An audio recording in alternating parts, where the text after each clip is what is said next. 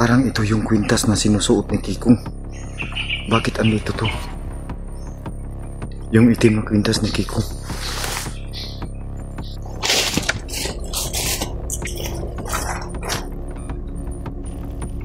So yan mga ka-idol, welcome back po ulit sa ating channel, no? Birdstrike TV. Mga idol, huwag yung kalimutan i-subscribe. At saka pakipindot na rin po mga ka-idol yung notification bell para updated kayo sa lahat ng video na ating may upload. So ayan mga ka-idol, muli tayong bumalik dito sa lugar ni Kikong para malaman kung andito pa ba si Kikong at saka yung mga katribo niya, at saka para makahanap din ng paraan kung paano kung may pagkakataon mga kaidol na makuha natin si Kikong. So ayan, shout out muna tayo mga kaidol, no? Shout out kay Lin Hugo, shout out kay Bilia Gonzalo, Nit Prado, shout out, no? Erlinda Balatukan, Dina Laganhon, Idol Ridros, Saidam Jacob, Idol Germs, shout out kay Ninit Galbis, kay Lin Himas, Bini Himas, no? Shout out. Shout out kay Ma'am Makilin Adin Lin. So shout out po sa inyong lahat, no? So alam ko po mga ka-idol na mag-worry, may mga magsasabi na rin kung bakit pa ako bumalik dito. Napakadelikadong lugar. So tatapusin ko tong problema to mga ka-idol para sa akin mga ka-idol. So siya nga pala mga ka-idol, hindi po nakasama ngayon yung kapatid ko si Prime TV, no? Kasi may inasikaso po siya, nabibisi po sa kanyang trabaho, lalong-lalo na po mga kaidol si Lugan Hunting. So hindi po siya nakasama. So ang totoo po niyan ngayon mga kaidol, no? Nag-iisa lang po ako dito ngayon sa bundok, sa gubat kung saan dito si yung tinatirahan ni Kikong. So yung pagbalik ko dito mga kaidol, wala naman akong dala na ano sa kanila, pero ang gusto ko lang sana malaman kung andito pa ba kaya si Kikong, no? So babalikan ko itong lugar nito mga kaidol, magmamasid ako sa paligid kung may mga tao pa bang nakatira dito, may mga katribo pa kaya niya nakatira dito. So ayan, shout out ulit kay Sir Rinaldo Barito, shout out sir. Balan Rayos family, ni Sis family, shout out. So ayan, ngayong araw na to mga kaidol ay sana po may makuha po tayong informasyon. So pasensya na po talaga, alam ko po mga kaidol na ayaw nyo po na bumalik ako dito, at saka lalong lalo na ngayon mga kaidol ako lang po yung mag-isa. So may mga nagsasabi mga kaidol na pabayaan na si Kikong. So ang gusto ko lang pong mangyari mga kaidol ay maiuwi ko si Kikong sa kanyang tinitirhan dati, at nang matapos na po itong problema na to. So pasensya na po talaga mga kaidol, antayin ko na lang yung mga anong sasabihin nyo sa akin. Tatanggapin ko po kung kahit ano po yung sasabihin nyo sa akin. Kaya maraming salamat po, no, sa mga silent viewers ko, sa mga solid supporter ko, no. So yun mga kaidol, mag-ingat na lang po tayo mga kaidol, no? Kasi ako lang po yung mga isa. So dala ko po dito yung baril ko mga kaidol. So at least man lang makalaban tayo kung ano man yung posibleng mangyari dito. So sana mga kaidol, subaybayan niyo po mga kaidol yung mga upload ko na video tungkol sa pag ano kay Kikong, no. So ayan, si Tata Gumer at saka si Kaloy mga kaidol, hindi ko po na wala na pong balak na ano dito mga kaidol na isama pa sila dito, kasi ayan, ando na po sila sa kanilang shifting lugar. So ang sa akin lang yung mga kaidol ay matulungan ko si Kikong ibalik sa kanyang tinitirhan dati. So ayan, dito yung area ni Kikong mga kaidol. So shout out na lang po sa inyo mga kaidol, no? So sana po maging safety po yung pagpunta ko ngayon dito. So, pasensya na po talaga mga ka-idol sa mga ilang araw na hindi po tayo nakabalik dito, no, kasi wala po tayong pangano sa ating pamilya kung pupukusan natin po yun dito. So malawak po yung lugar dito mga ka-idol. So yan, tignan nyo yung, so doon sa area na doon sa area dati, doon namin dinala si Kaloy nung na-rescue namin. So yung area na yun, doon sa gilid na doon, kaya posible na may mga kasama pa dito.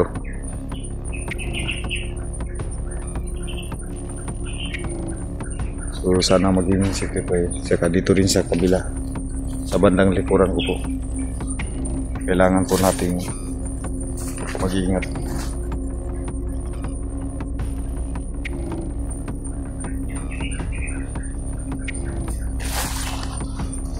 Saka doon po mga ka-idol. So may mga bakas po dito na nalaman na may mga gumagala pa rin dito na katribo ni Kikong. So ayan, may mga ano pa mga ka-idol. Magmasid muna tayo dito sa paligid.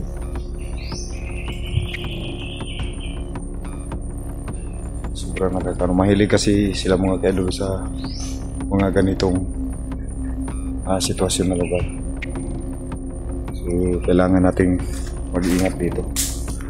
At saka yeah.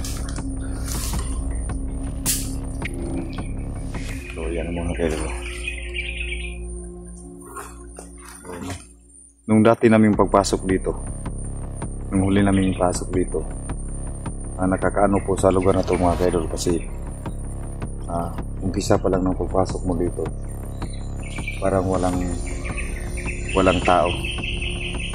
So nakakaano talaga mga ka-idol, kailangan mo talaga mag-ingat dito.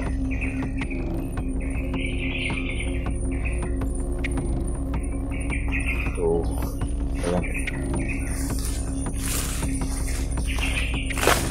So sana maging ano si Kikong, sana makuha namin si Kikong. Pero sa pagkakataon mo ito mga ka-idol, ang gagawin ko po dito ay para malaman ko po kung andito pa ba si Kikong. Tsaka hindi ko naman kayang imano-mano si Kikong kasi sobrang lakas ni Kikong, lalong-lalo na yung suot na niyang ano, yung kwintas niya na magiging masama siya.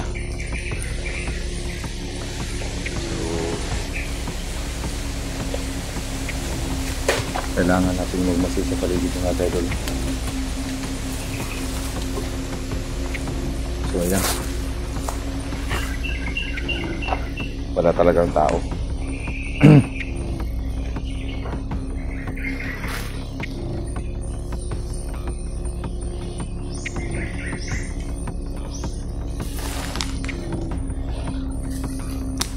So dito kami dumaan dati. Yeah. So yung mga ka-idol, no? Parang may nakita ako mga ka-idol. So titignan ko kung ito ba. Parang naano po mga ka-idol.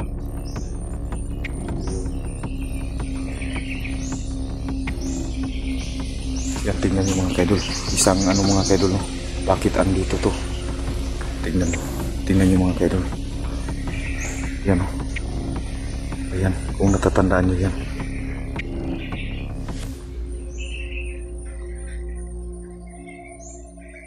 Ayan. Tingnan nyo mga ka-idol. Alam kong tatandaan nyo yan. Lapitan natin.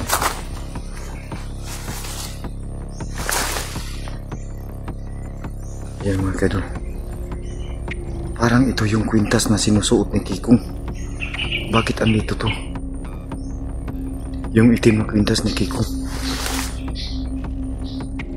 Ano kayang ibig sabihin ito mga ka-idol? Ano kayang gustong ipahiwatig nito?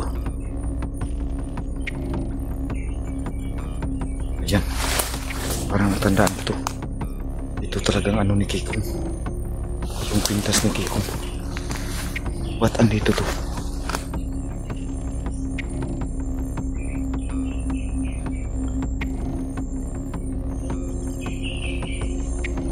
So yan mga kaidol.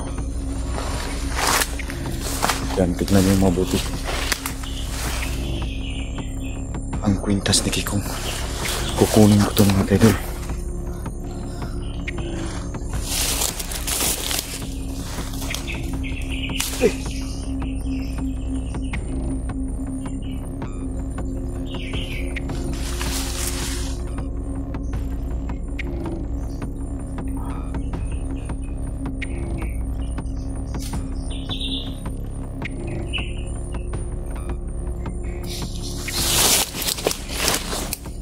Yan mga kaidol. Ito yung kwintas ni Kikong na kanyang sinusuot. Bakit kaya andito to? Tingnan niyo mga kaidol.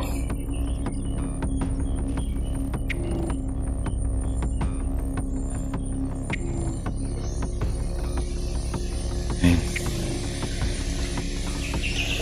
Dadalhin ko ito mga kaidol. Ilagay ko ito sa bag ko. Baka magamit ito. Ano kaya ibig sabihin ito?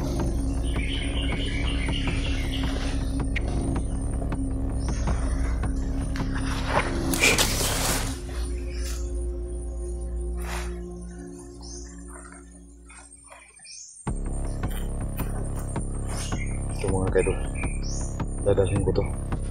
Yung kwintas ni Kikong, hindi natin alam kung bakit nandito to. So kailangan natin dalhin to mga kaidol. Ito yung sinusuot ng ating mga ano si Kikong. Lagay natin sa bag.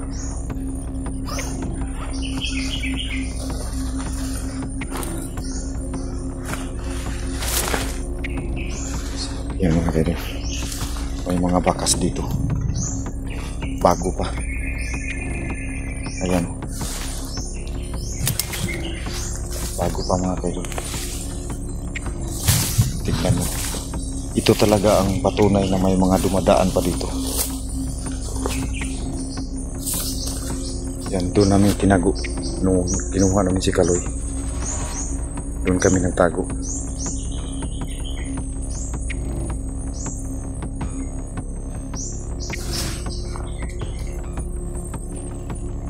Ano kayang ibig sabihin mga kaidol?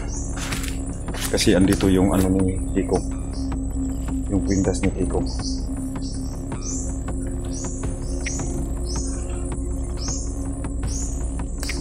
May mga bakas dito mga kaidol. Tignan niyo. Ito talaga yung magpapatunay na may mga tao pa dito.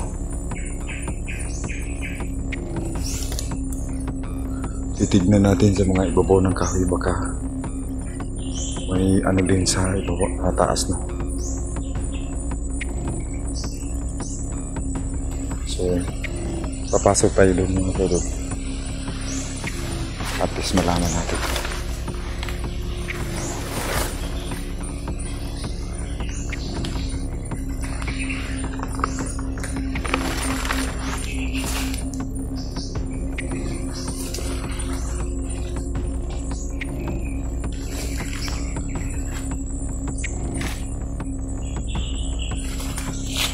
Lugar dyan. Mahilig kasi sila sa medyo malalapit sa tubig.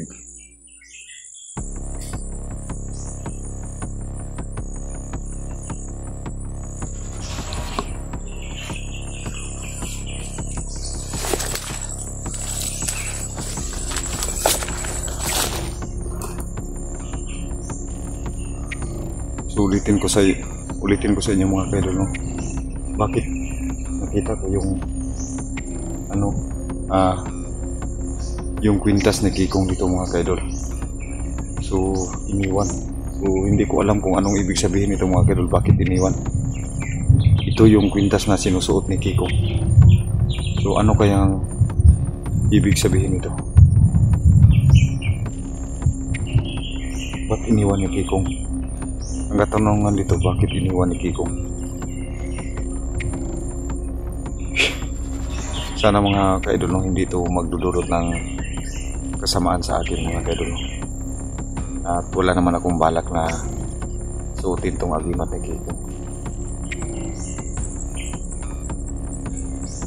Sana makagawa tayo ng